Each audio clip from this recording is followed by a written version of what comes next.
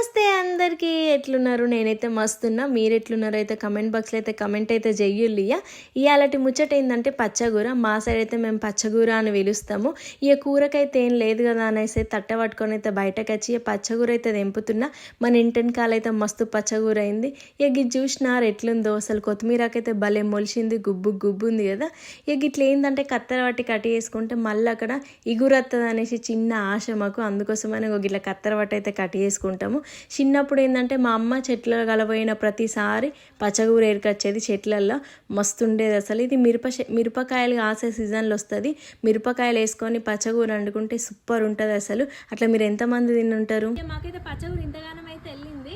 ఇదైతే మేము పచ్చగూర అని పిలుస్తాం. మీ అక్కడ మీరు ఏం పిలుస్తారో కామెంట్ బాక్స్లో అయితే కామెంట్ అయితే ఎగియుంది. ఇదేంటంటే మా అక్కడ చెట్లలో ఎక్కడిదో తక్కనే పెరుగుతుంది. పసుపుల మిరప చెట్లలో ఎక్కడిదో తక్కనే పెరుగుతుంది. కానీ ఇక్కడైతే మాత్రం ఇత్తులు పోసుకొని పెంచుకోవాలి.